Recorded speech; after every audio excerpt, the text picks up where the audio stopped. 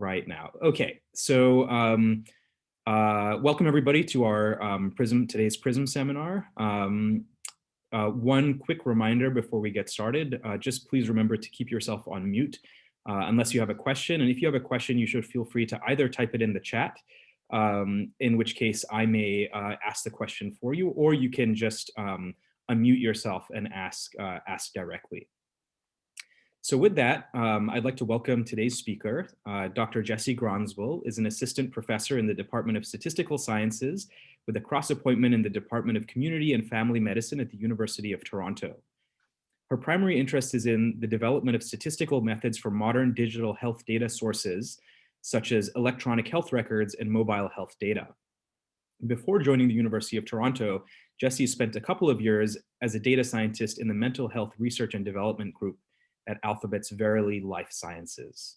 So with that, I guess, Jessie, if you want to share your screen and your slides, then we can just get started. Thanks.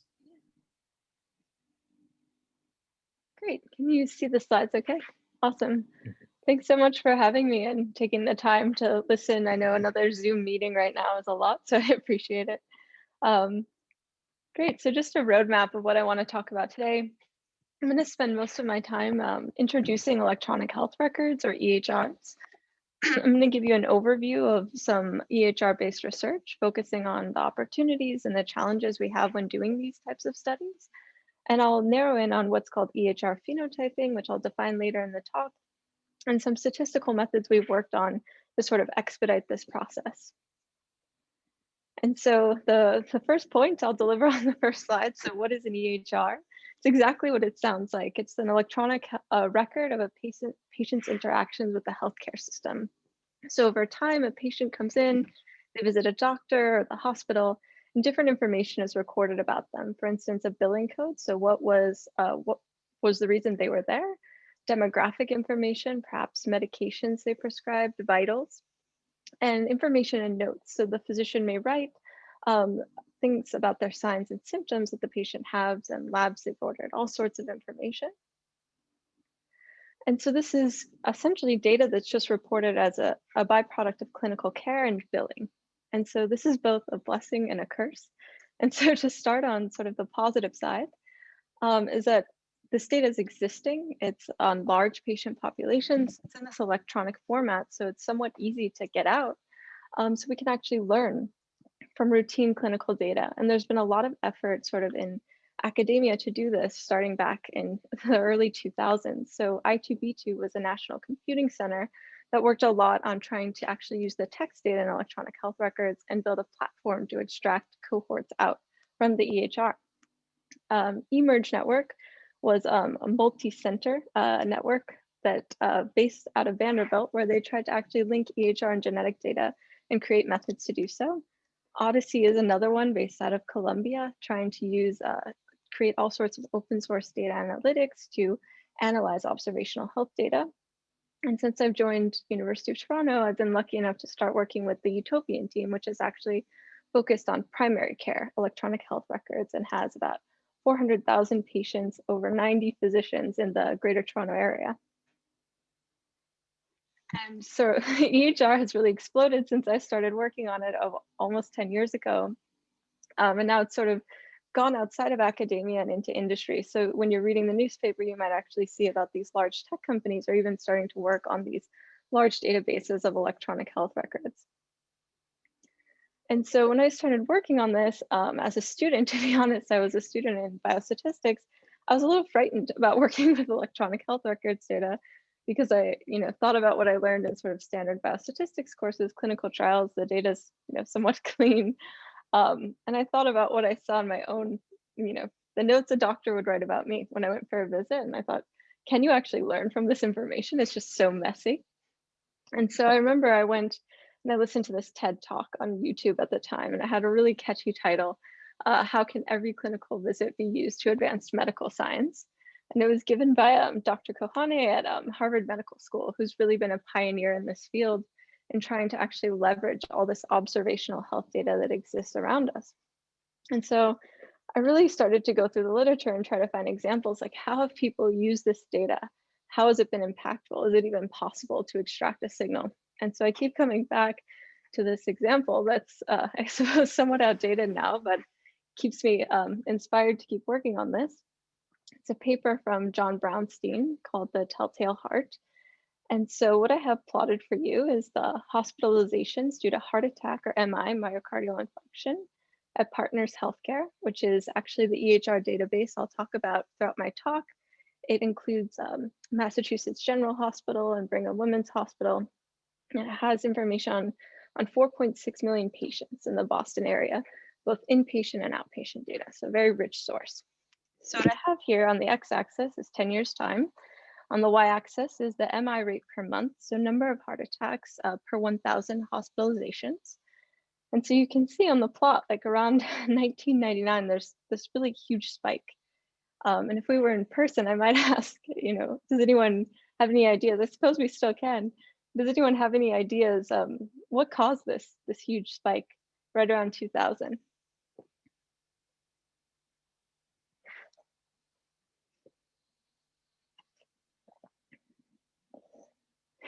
No idea. I had no idea as well. So actually it was a drug Vioxx, which is a non-steroidal anti-inflammatory drug to treat sort of acute pain. It was introduced, it was later withdrawn by the FDA, not till about 2004. And it was on the market for 5 years, and it was estimated it actually caused about 140,000 excess heart attacks. And so at the time, back in the early 2000s, before we had this electronic health record data, nobody was really monitoring it. So all of this was happening, it was going under the radar. And so these authors did a retrospective study and said, well, if we had just been looking at the data, basically how much is the rate varying month to month, that there could have been an alert within a year or two after. We could have had some sort of early warning, in hopes of trying to prevent all of these heart attacks that did actually occur. And to me, this was like really powerful use of somewhat basic statistical methods with huge observational data sets. And I was pretty inspired as a graduate student and haven't stopped working on the data since. But I did mention that the data, it's a blessing and a curse. So I don't want to say that there's a bad part of EHR data. I think it's just challenging to work with as a statistician. And I think there's a lot of reasons why the data is complex, but at a super high level, I think there's two issues that really come to mind.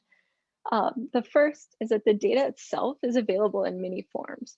So again, the data is primarily recorded to just document the care of a patient and for billing purposes. So there's two primary forms of data we think about with EHR. The first is structured data. So this is things like billing, demographics, medications. So essentially things that are stored in a database, and we can query that information somewhat without error.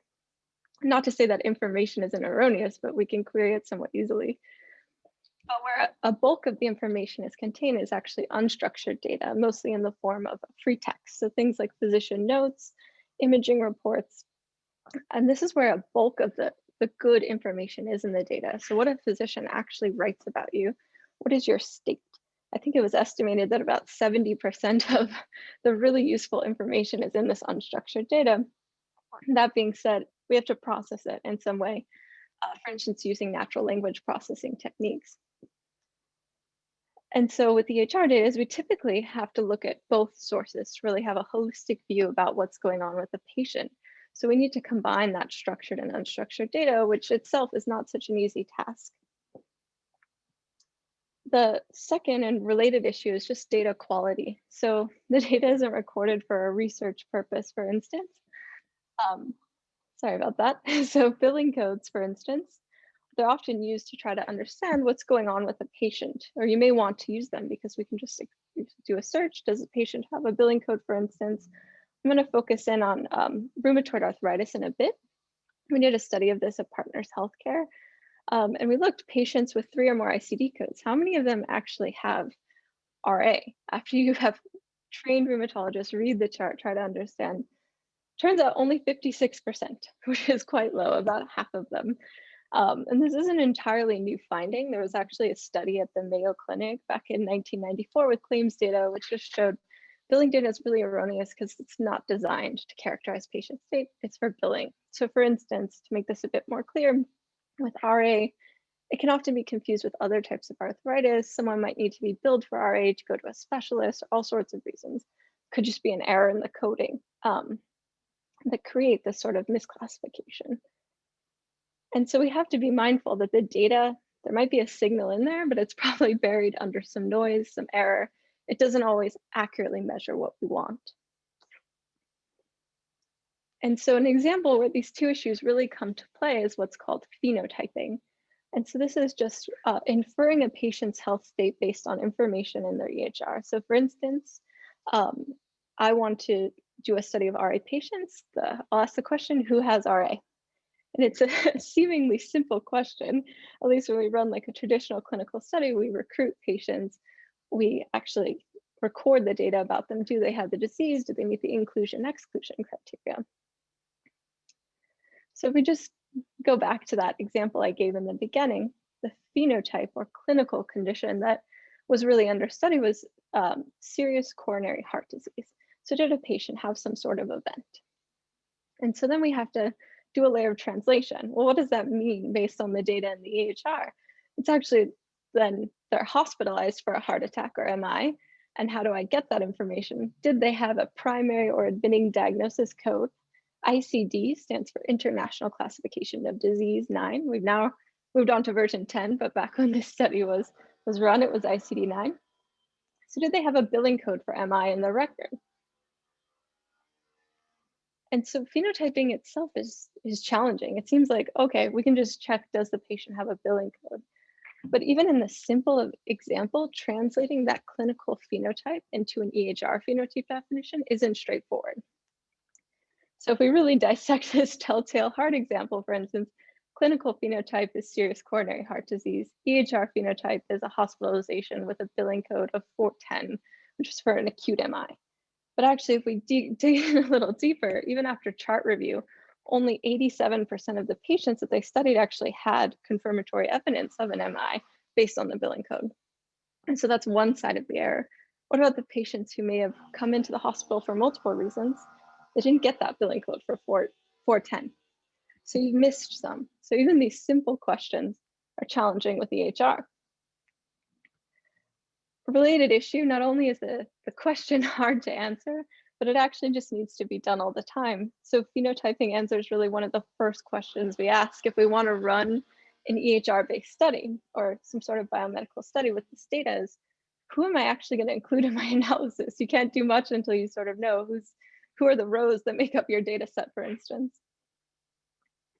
And so some examples to give you a more concrete idea of what types of studies people have been working on with this data. For instance, when I was in industry, we were looking at just predicting 30-day readmission for heart failure patients. And so first thing, who actually has heart failure? For instance, if we build a model for patients who don't, then we're just including people who don't need to be under consideration. And the ultimate use case of this model was perhaps prioritizing patients to reach out to that were at really high risk. So if we sort of dilute our sample, we've kicked ourselves in the foot before we've started. More on the research side is a lot of electronic health records now are linked to biobanks. So for instance, Partners is linked to a biobank which has hundreds of thousands of patients, contributed EHR data, and then recycled blood samples. So it can be genotyped, can run massive genetic studies relatively quickly, cost efficiently. So one example of this is, so among rheumatoid arthritis patients, we might want to understand, do they have an inflated risk for coronary artery disease, which is another condition that's related to inflammation based on their genetics. So there, we have to figure out again, who has RA? And then once we've done that, actually, who has coronary artery disease? So you sort of have a double phenotyping test. So these questions just come up over and over again. And so thinking about sort of these two issues, that our data itself is noisy and that phenotyping needs to be done all the time, there's really two things we want to balance when we think about developing methods to do phenotyping. And the first is that we really want the methods to be accurate. And this requires really looking at a holistic view of the patient record, both that structured and unstructured data, as I talked about earlier. And also that we would like to have some scalability. If we're doing this for many different types of phenotypes for all different studies, is that we'd like our methods to sort of translate from one to the next, at least to some degree, and be easy to implement. That's one of the main advantages of EHR is we have this existing data. How can we actually get it out? And so I mentioned this in the beginning, but going through this motivating problem, which I started back in 2013, and I still work on this data set to this day because it's just very interesting. But this was just phenotyping rheumatoid arthritis or RA with that partners EHR database that I talked about. So RA is an autoimmune disorder. It results in joint pain, inflammation. It affects about 1% of the population. And the rheumatologist that was working on this data set, for instance, wanted to answer that question of coronary artery disease and its relationship to the genetics. So they needed to obtain an RA cohort for downstream clinical studies. So challenge here is phenotyping, right? So if we use the inaccurate billing codes, like for instance, the ICD codes that I mentioned, we only captured like with 50% accuracy, right? Who had RA with that? If we did a genetic study, we'd have power loss, we'd have bias because we've diluted our sample. We don't actually know who has RA. On the other end, we could do something that's highly accurate, like have physicians review every record, who has RA, who does not, but it's just too expensive and it's too costly to do something like that. So the in-between that you can do is really just take the available data in the EHR and develop some sort of algorithm. And so within the literature, there's been two approaches for developing phenotyping algorithms. The first has a history way back in claims data, essentially these idea of rule-based algorithms.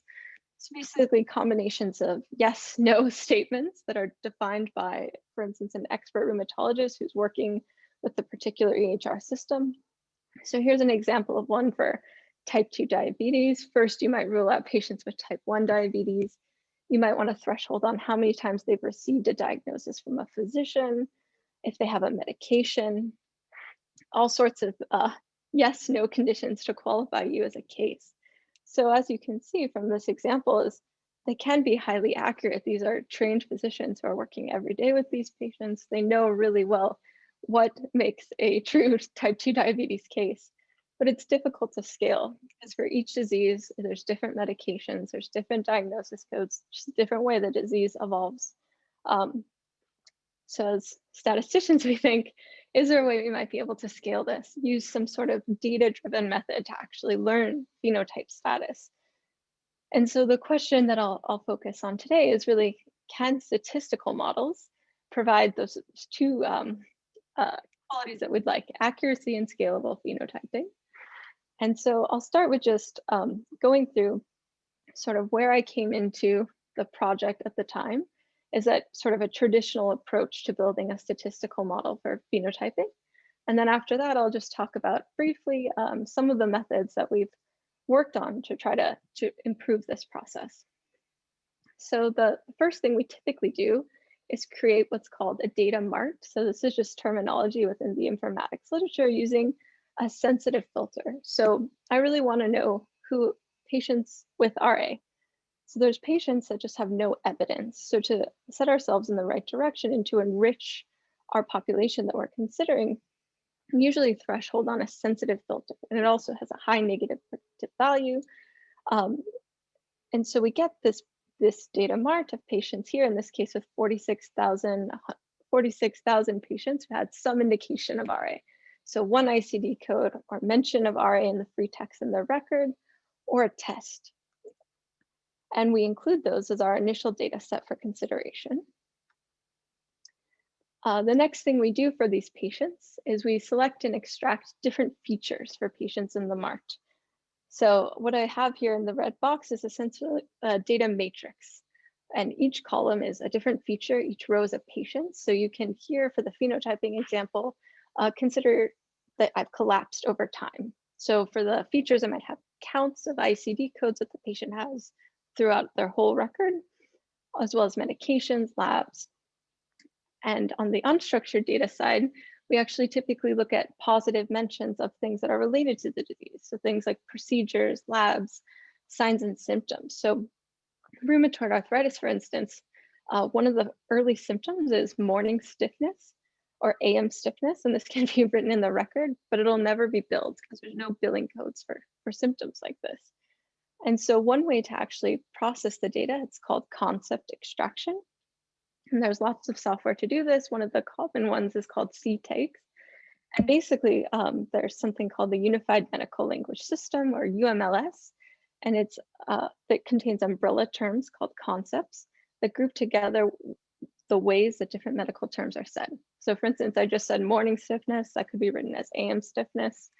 And a concept, or a CUI, it's called a concept unique identifier. It's something like that, C000387, and groups those together into one. So I count AM stiffness and morning stiffness as the same concept, or rheumatoid arthritis and RA as the same concept. And so I would include that processed unstructured data into my feature matrix. And so I am skirting over clinical natural language processing is a challenging task. So even in the example that I just gave, rheumatoid arthritis, RA, we actually learned that RA can be also written for room air, if someone's writing the room air temperature. So you could see that this is actually written in a record with someone with no evidence. So there's a lot of processing and thought that goes into all the unstructured text data. So when we think about building a statistical model, we have our inputs and our outputs. The next thing we do to get the RA status, which I'll denote by Y, is we actually randomly select patients from our data mart, and random so that they're representative of the whole data mart itself, to actually get, do the patients have RA or not, so that we can have some training set to build a model. And so in this particular example, 500 physicians reviewed charts, 500 charts were reviewed by 2 physicians. And so this really gives us 2 flavors of data. The first is what I'm calling labeled data, and that's the set of data that has information on both the features and the outcome, so those 500 charts. And then all the charts, the unlabeled data, so that 46,111 minus 500. Most of the charts don't have information. And so we then use that labeled data to actually train and validate some phenotyping model. So we take the features, we take the RA status Y, and here we just use something simple, a penalized logistic regression. We evaluated its performance with ROC analysis. So our main metrics here were really positive predictive value. So what is the probability that someone has RA given the phenotype algorithm says so? And we chose a low false positive rate there to ensure that the true positive rate was sufficient. We also looked at the AUC, and that can be translated as the probability of ranking an RA positive patient higher than an RA negative patient. We actually did quite well. There was a lot of iteration in this process. And then the next step, the final, we built this model. The ultimate goal is to actually use those model predictions. So from that logistic regression, we get the probability for each patient, whether they have RA. From our ROC analysis, we can get a threshold to say, I threshold at a probability of 0.7, you are a case versus a control. And so we identified 4,500 RA cases. And so this is sort of where I entered the project. And to me, it seemed like, well, seems like a fairly generalizable, easy, straightforward process, like a standard statistical model worked quite well.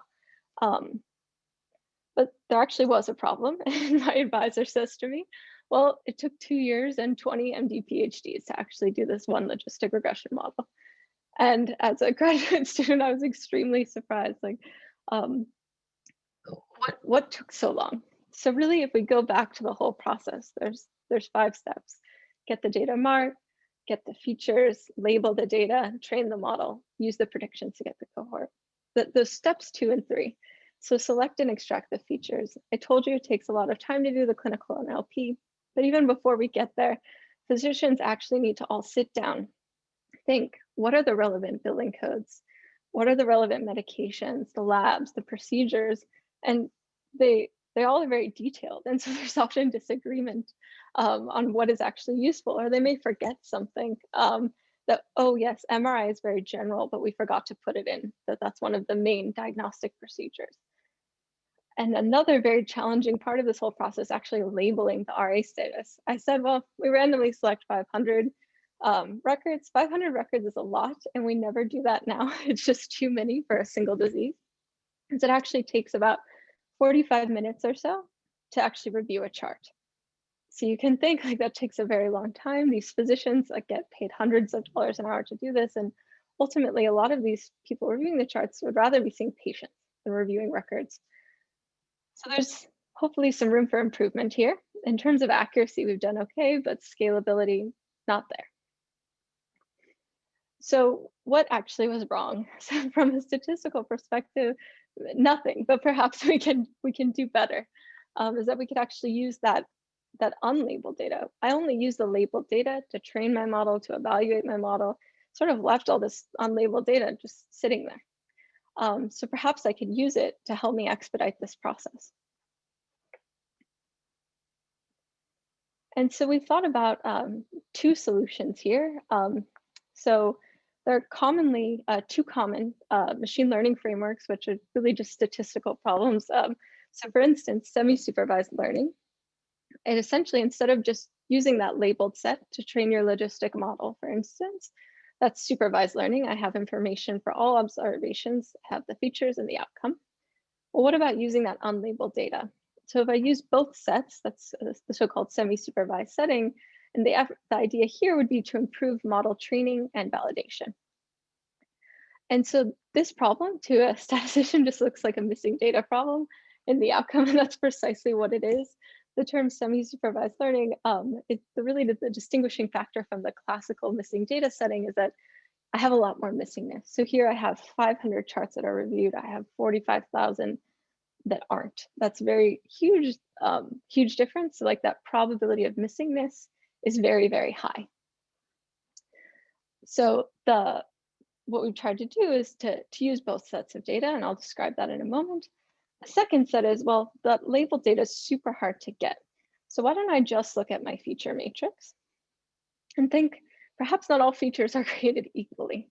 So I could divide the set of features X into two different flavors, Z and S. And so for instance, S I'll call surrogates. And so these are features that I can automatically extract from the EHR.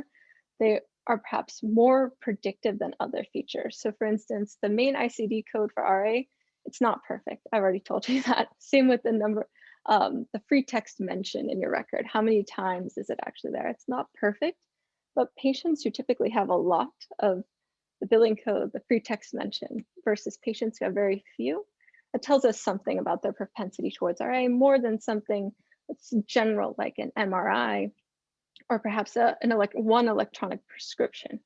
So they tend to be more predictive features. And so the idea of weekly supervised learning is why not use those more predictive features to guide the learning in place of the outcome. And so this relates closely to, in the statistics literature, just a measurement error problem or misclassification problem. It's also called noisy label learning as well.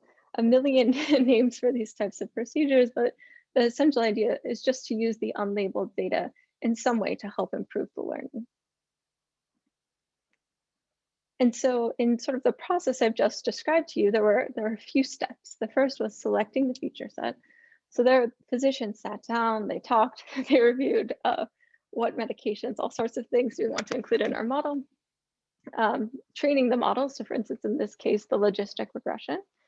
Could I actually use you or the unlabeled data help me train that? And then a third way you could actually use the unlabeled data is actually to estimate prediction performance parameters. So the ROC curve, for instance, could I actually use the unlabeled data to help me estimate that more efficiently so that I might need less labeled data to evaluate how well the model is performing? And so each of these tasks are very different. And so like the actual statistical goal may be quite different, but the overarching desired result is that I want to reduce the human input in some way by leveraging this unlabeled data to expedite phenotyping. And so that has been the ultimate goal of my work for the last few years. And so for the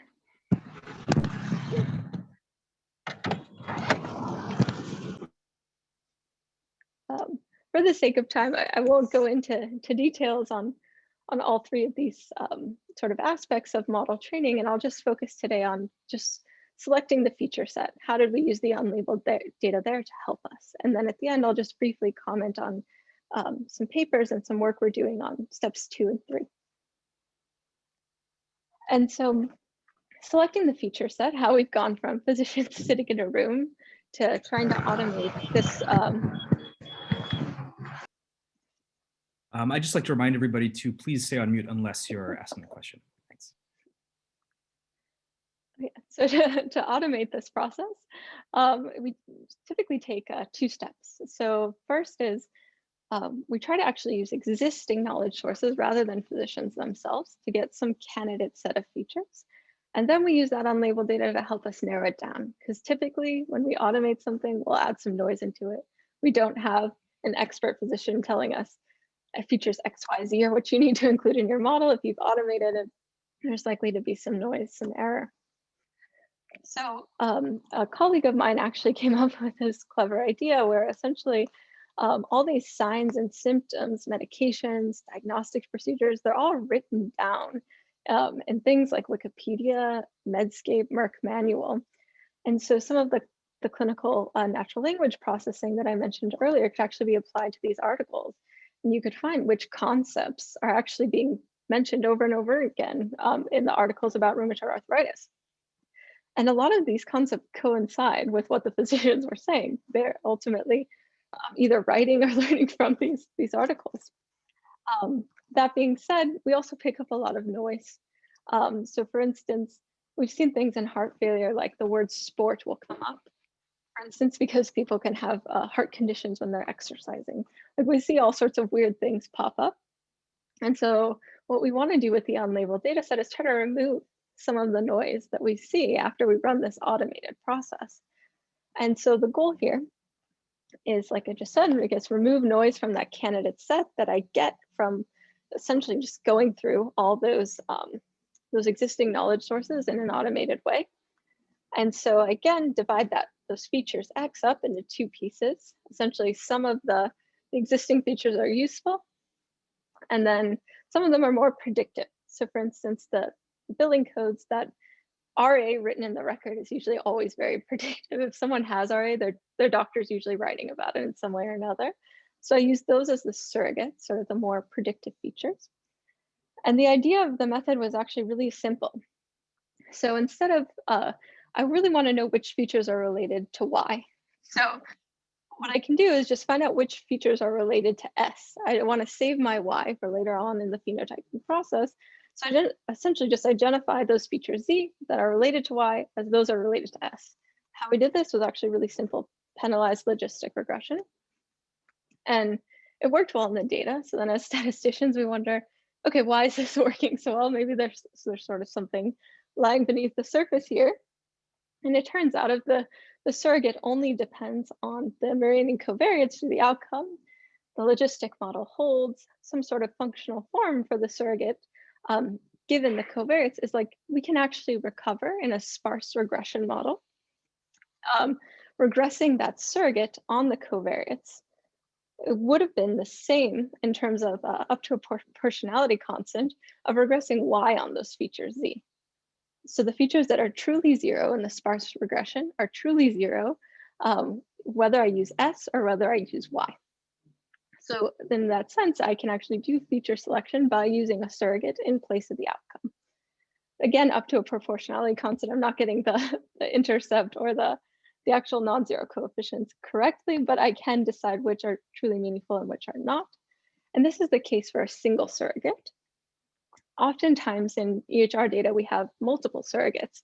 So for instance, I keep saying the billing code, the free text mentioned. So if we have a more meaningful, multiple more meaningful surrogates, combining them should really help us do the feature selection better intuitively. The challenge there is, well, I can't just, one thing I could do is progress that multiple surrogates directly on the covariates. Another way you can actually do this is think about just trying to find the sort of my best prediction of Y based on the surrogates. So the probability of Y given the surrogates, which I'm denoting by pi S. That's sort of my best guess. How can I get that with unlabeled data? One way to do that is just like a clustering process. And so we actually did some analyses and we showed that you can actually do the same sort of thing. Do clustering. For everybody, I get a predicted probability of the outcome, for instance, RA based on those surrogates. regress it on the remaining features. And essentially, mathematically, if I don't do terribly in that clustering step, I can again recover the support of a sparse regression model. So I can identify which signals are 0 and which are not. So that's just a little bit of the detail behind it, not necessarily important. In practice, it tended to work quite well. So these were just sort of the subsequent statistical analyses that followed to see sort of why. So back to the RA example. So we started out when we ran the whole NLP pipeline, we started with about 150 or so features identified from the different sources. Some of those actually didn't appear in our data. Then we had about 90. We ran this process that I just described to you, essentially doing this surrogate-based regression analysis to identify features. We ended up with about 30, which is a nice small set to train a model with not a lot of labeled data. And some of the features that we selected were, for instance, redness, stiffness, which are symptoms of RA, methotrexate, which is a commonly prescribed medication, anti-nuclear antibodies, which is a way to diagnose, and MRI, which is a common procedure also used to diagnose. We used the features, reran the penalized logistic regression, and we actually came up with a very similar accuracy to what we had when we had the physician's review. And so the main takeaway here is that we've really reduced a lot of the human input without a loss in accuracy. So we've achieved that scalability, but we haven't lost in accuracy. And I say almost all of the human input, because when you run any of these procedures or do these types of analyses, you are working with a physician who takes a look at, your initial set. Does it actually make sense? Is there something erroneous going on? So there's this never would ever remove domain knowledge. It's a huge part of doing these analyses, but expedites them. And so I've really narrowed in on the RA example, but recently there's been a Nature Protocols paper that describes some of the procedures that I've just mentioned. So the feature selection, also one of the topics that I didn't mention was the training of the model. This paper goes into that and how to use unlabeled data to improve that process. And then there's another side of my work, for instance, is how can we use the unlabeled data to estimate the ROC parameter more efficiently. So if I can estimate that with a smaller standard deviation, with a fixed size of labeled data set, that can be translated into using less labeled data for model evaluation without paying a price, and how well I estimate those parameters. And so right now, we're actually working on a paper that uses these semi-supervised and weakly supervised approach to validate algorithms for over 100 diseases, which has come a long way from the first disease of 2 years. And in this Nature Protocols paper, they talk about working on over 20 phenotypes in 2 years with AUCs that are all quite high, and using these sort of standardized procedures that I've just described. And so in summary, there are a lot of opportunities for EHR research, but the analysis is really complex. What I focused on today was EHR phenotyping, and that's just the first step of any type of EHR analysis you do. And this has been a problem that not only myself, but many people have been working on for almost 10, well, at this point, yeah, about 10 years. And so even thinking about sort of more complex analyses, you've run an EHR phenotyping algorithm. Of course, you have some error. You'll never classify perfectly. Then we have to be really careful about how we account for that in our downstream analyses, for example. And so what I really focused on was leveraging the data structure to expedite the phenotyping. But there are many subsequent steps now that phenotyping can be achieved scalably and accurately. Well, how do we account for the error in anything downstream that we do? And lastly, I would just like to acknowledge my advisor, TNG, and my postdoc advisor, Lou, one of my great mentors, Verily Paul, who I've been working on, as well as many of my co-authors from these works that I've described. And if there's any questions, I'd love to answer. Thank you. Thanks very much. Let's virtually thank Dr. Gronsbell for her great talk. So let's open it up to questions.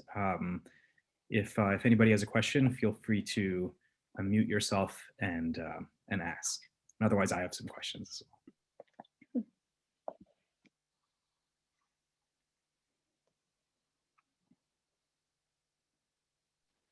Or people can question that.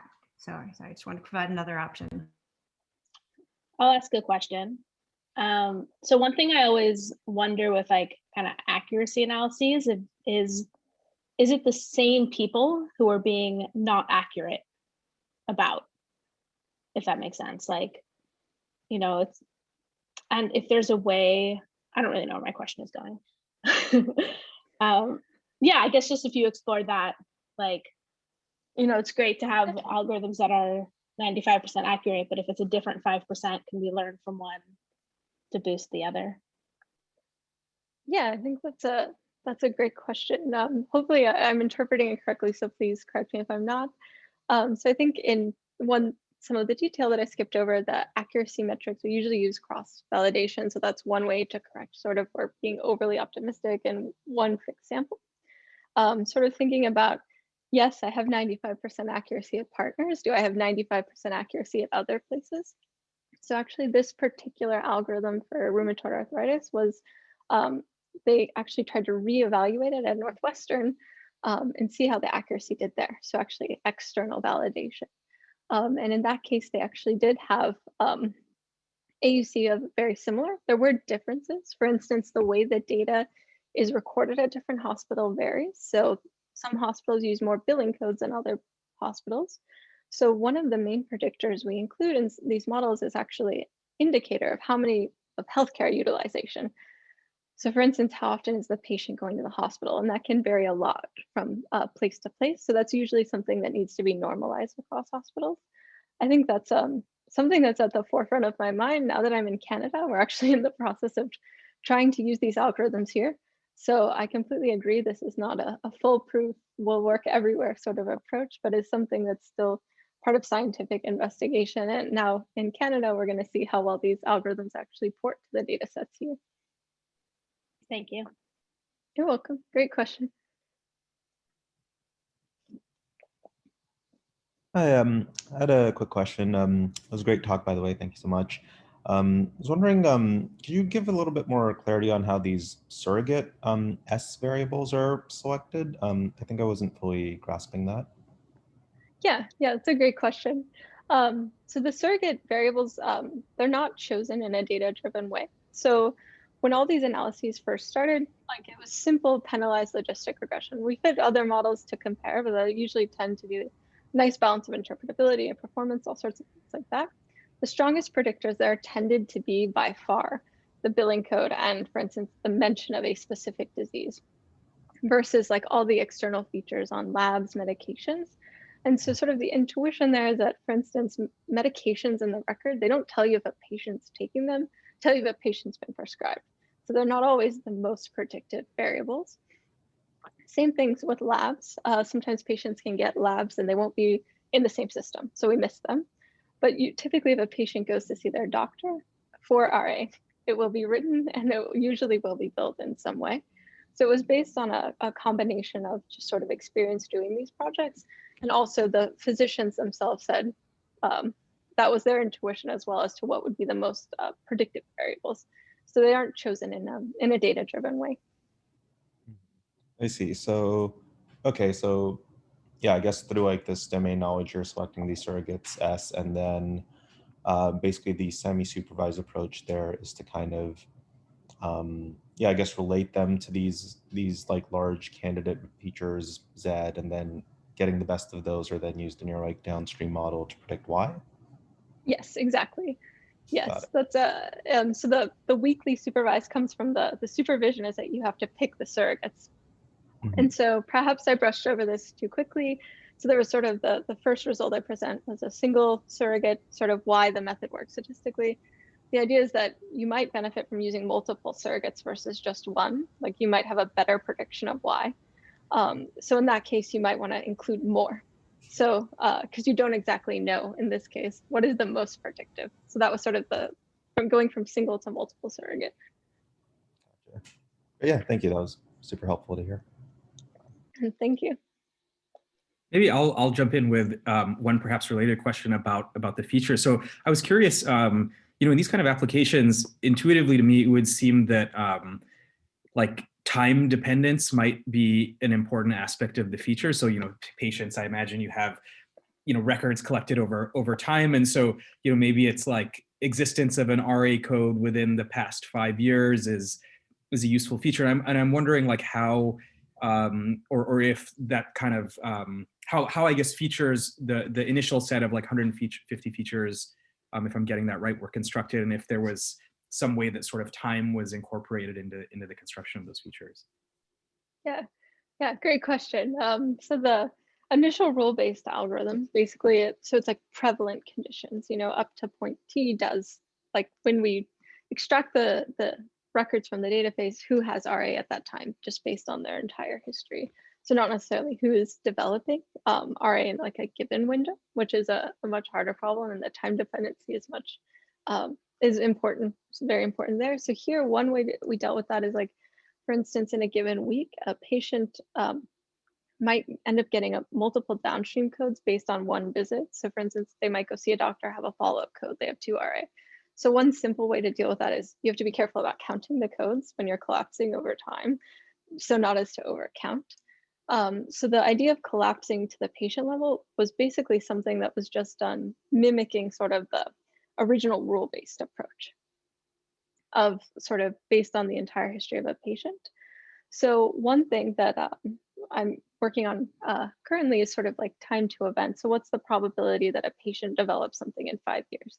And in that case, you actually do have to worry about the temporality of the features. It will have a huge effect on, did they get an RA code one year before versus 2 years before? Since here it was just based on the history, for us, it actually worked to do the simplest thing you can possibly do in collapse. Thanks.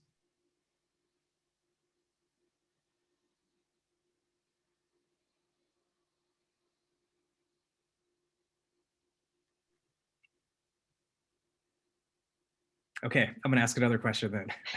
But I encourage other folks to, especially students, if you're on this call, then particularly want to encourage you to ask questions. But one I guess maybe high level question I had was, this would, if I'm understanding correctly, there's this initial step where you go from all of your EHR records to this data mart, right?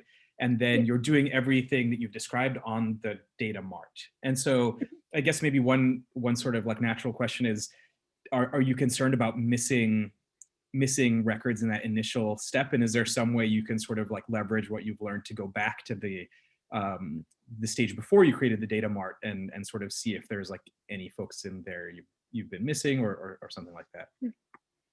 Yeah, great question. So typically, at least in the early studies, they actually would do like a small sampling of records from sort of the other universe outside of the data mart as a sanity check. Like, is the filter actually doing a good job?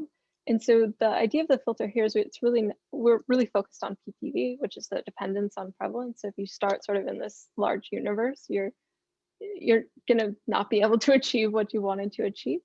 In terms of missing the records, the filter is usually typically very, very broad. So any indication, so at least like one code, one record, or a lab. So you typically won't miss someone. Someone that you missed, there might be information like way deep in the notes. In that case, the patient might be very hard to study even in the downstream analyses anyway. So typically the data mart is enriched for the disease. Thanks. I'll ask a question if no one else is jumping in. Can you imagine, and I don't even know if this would be possible, but you probably have clearer ideas at this point about how data could be collected in a way that would make your life easier, right? Is there a conversation to be had there, or is it just there's too many different healthcare systems, hospitals that all do things, you know what I mean? Is there any way that there could be some standardization or clarification that would help with that? Yeah, that's a great question. There have been sort of small initiatives in certain hospitals to incentivize physicians to, write the note cleaner, be more clear with the billing codes and things like this. Sort of standardizing across hospital is just hard. There's different data models for electronic health records that vary across the different hospitals and just sort of different practices. So for instance, the Veterans Hospital, that's sort of an all-inclusive system. They keep really good notes there. they tend to have more billing codes. The records are just larger than, for instance, Partners Healthcare. So just their practice based on what type of hospital they are differs. So the standardization part is, I think, a long way off. There's sort of a lot of work that's being done now by Odyssey to try to get people to use a common data model. There's also something called FHIR, which is another common way, at least, to represent the data. So I think the focus is a lot on representing the data, at least in a common way, getting physicians to record things and bill things across different health systems will be a big challenge. I think even in Canada, where there's sort of universal healthcare, there's a lot of difference across the different practices just based on how different physicians have been trained to practice. I wish I had a better answer. I think the focus now is really dealing with sort of the mess of data we have. First step, focusing on a common way, at least, to standardize and understand how to conceptualize the data. And ultimately, you're 100% correct. The best thing to do would be to record the data in a better way.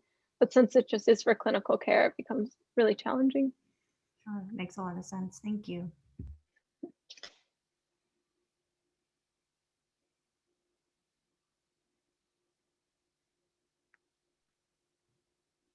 I have more questions.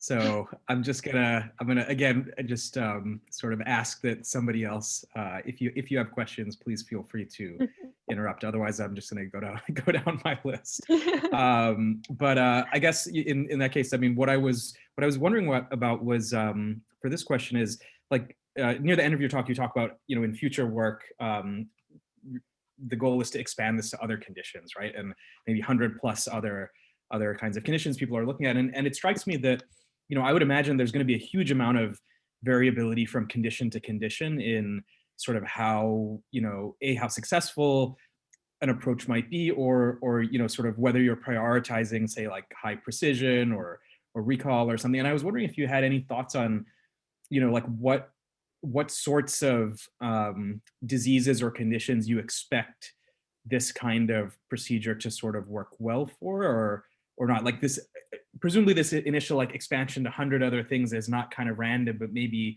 you know, my guess would be things that share some characteristics in common with rheumatoid arthritis. And is that correct, or?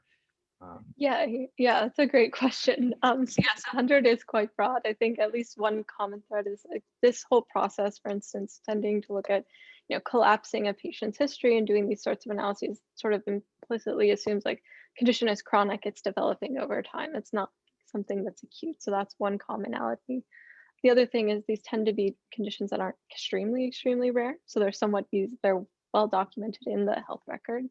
Another sort of underlying assumption is about the label, is that you can actually get that with some precision. So there's some diseases that just aren't as straightforward. So we have two physicians review a record. Like for something like RA, the inter-rater agreement tends to be pretty high. But for other conditions, for instance, like bipolar disorder, it's much, much lower. It's not as clear. Another condition, for instance, that's been looked at in the literature is polycystic ovarian syndrome, PCOS, which doesn't actually have a very good definite clinical definition. So you're already limited in what you can do for phenotyping if sort of your gold standard isn't clear. So I think those are really three common assumptions. So looking at conditions beyond that would certainly require different types of methods for different analyses, but this was just the initial candidates that we've looked at. So for instance, we did try to apply this to schizophrenia. Again, the accuracy much, much lower, so needs something more careful.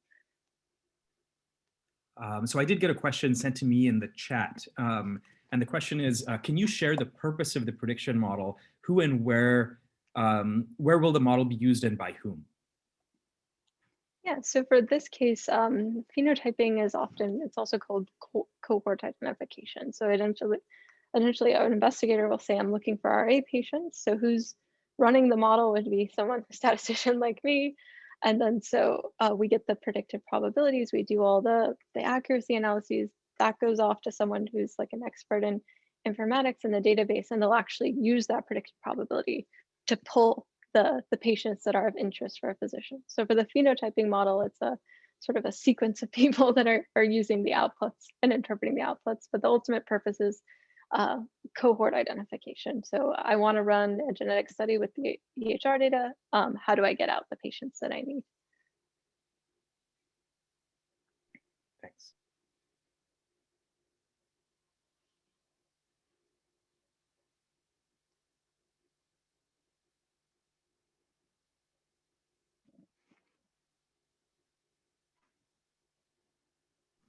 probably have time for maybe one more question in case there's anything left.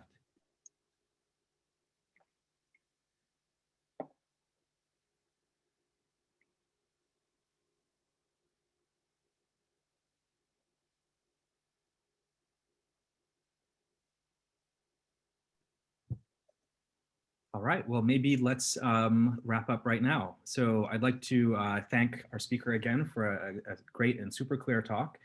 So I'll sort of thank you on behalf of everybody. And thanks to everybody for joining, and hope to see you at our next talk. Thanks. Thanks a lot. Stop the recording right now.